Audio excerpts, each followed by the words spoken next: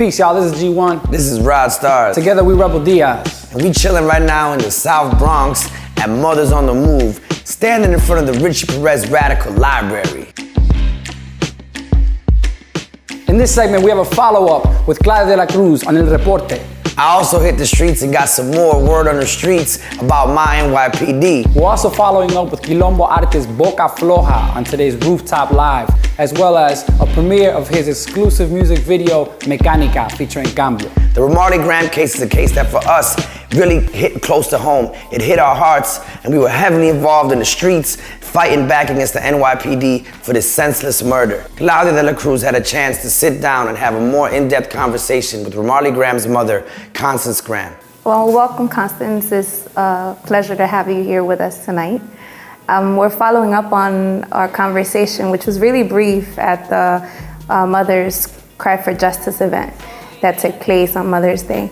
And we thought it was important to have more an in-depth understanding of what happened. Can you share a little bit about what happened to Ramarley on February 2nd? Sure. February the 2nd, 2012, my son was walking with two friends on White Plains Road. On his way home, he saw a couple of friends on the corner where he stopped and gave them a hug, pound gesture, you know how young kids does. The cop was under, I guess, I'm not sure where they was positioned, but they was positioned on White Plains Road also, and they was surveilling the bodega. This has nothing to do with my son. When he walked home, he left his two friends behind because he was going to change his clothes. I guess he was supposed to meet up with some girl or something. So he left them behind and went to the house because I'm the mom. I don't want nobody in my house if I'm not there, especially as a boy child, you know, and proceed to open the door and went inside. A couple minutes later, you see cops running from the opposite direction where he was coming from. Moments later, he was dead. So when I got to the block and across from where I live, you know, across the street, there was a barricade there. Went to the office and I told him, look, I live here, 749. A couple of white shirts came. I'm not sure if it's captain or whoever they was, and they said to me, can you go to the precinct? So I went with him. He told one of the cops to take me to the precinct. They took me upstairs where they do the interrogation. And there was a bench in the hallway. He said, sit right here, I'll be right back. There was a half a counter. And he went over there, and there was another officer on the other side of the counter. He said to him, I'm coming from the homicide. I froze. I didn't know what to do. It's like, am I really hearing right? I don't know what he means he's coming from a homicide because this is a 3-family house. I don't know who got shot. I sat on the bench, froze, and here comes an officer bringing my mom. She said to me, they killed Ramarley. And that time, that's how I got confirmation. Richard Hayes is the officer that killed your son. Yes. And he was charged with manslaughter. Yeah, he was charged with manslaughter 1 and manslaughter 2. We was going to court for almost a year, and we thought the trial was about to start. May 15, I believe it was, when Stephen Barrett, that's the judge, tossed out the case on a technicality because 2 little words and an R, I believe it was. They said those 2 words was misleading to the grand jury. So he decided to toss the case. But he gave us 2 options, to appeal or go back to the grand jury. We chose to go back to the grand jury and take our chances there because we know we had such a strong case. We believed that we could get a second indictment, but we didn't get a second indictment. So right now, we hoping that the Department of Justice would take the case. They came and they said they was gonna take a look into the case. So as of August of last year, that's what they told us, and August is going to be next month, it's going to be a year, and we still haven't heard anything from them. So we're going to be asking people today about the hashtag MyNYPD. I don't never have problems with the police because they be running from me when I break my camera out. Hey, one day my friend was in the hallway smoking, and I just came outside, and they arrested me with her because I said hi to her. I got arrested for being black. And when it comes to the justice system, you know what I mean, all that innocent proven guilty, guilty proven innocent, all that went out the window a long time ago. Boy, PD are bullshit, trust me. Peer harassment, them harass people on the street, you see me? They can't walk in peace. Every day, the same thing them are dealing with, you see me? Skating here is pretty tough with all the cops around. Skating the spots, all the cops always kick us out. You're out here to protect us? Do it right. Don't go around throwing young kids through the window or putting your knee on somebody's chest. because because you never know if that person got an asthma problem or any type of sickness. You know, if he can't breathe, they don't care. I mean, like a couple of years ago, about the kid who got choked by the cop, and the kid had dirt in his mouth. When we talk about hip hop, we're not just talking about the art of emceeing. We're also talking about b-boying, about graffiti, about DJing, about knowledge. You recently released a book of poetry, of some of your writings, and if you could tell us a little bit about that experience of writing that book, and also what the future holds for your career as a writer as well, beyond just being an MC. Yeah, well, this one is actually my second book. It's the first time I get the chance to write or present it in both languages, English and Spanish.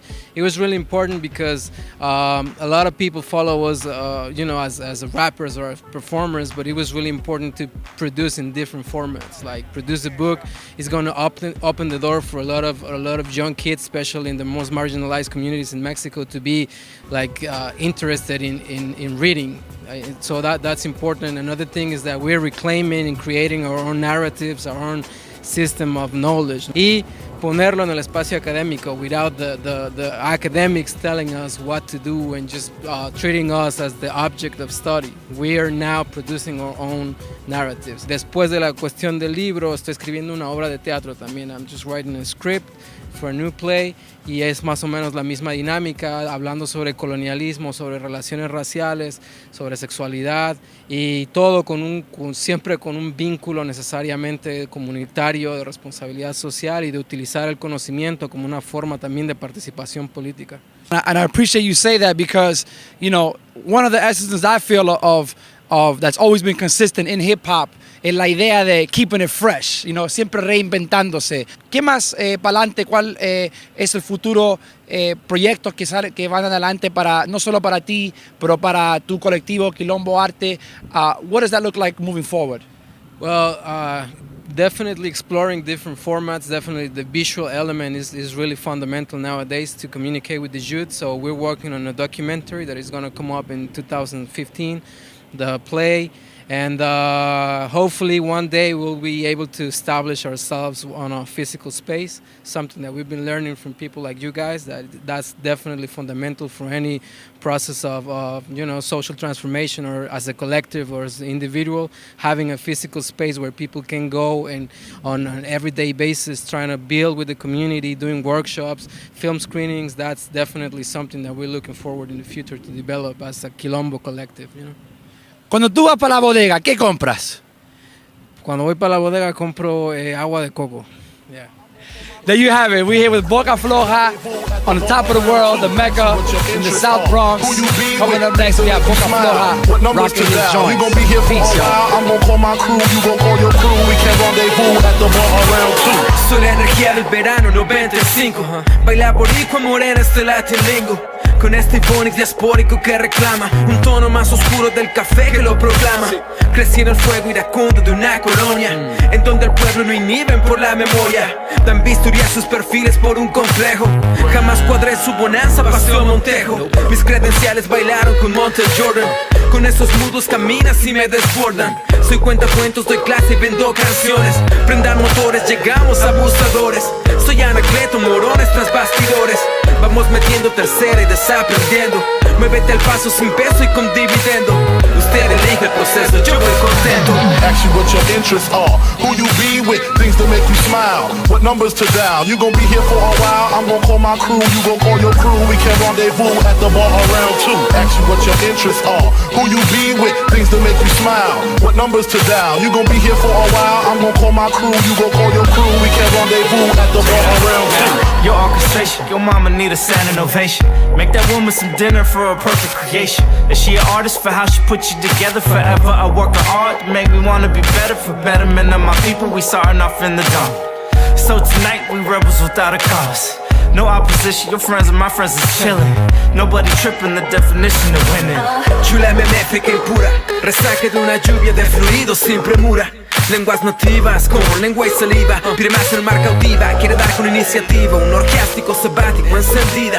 Para la descarga es que es el primero del mes. Si ellos no creen lo que ven, su mundo gira al revés. Si ellos no creen lo que ven, su mundo gira al revés.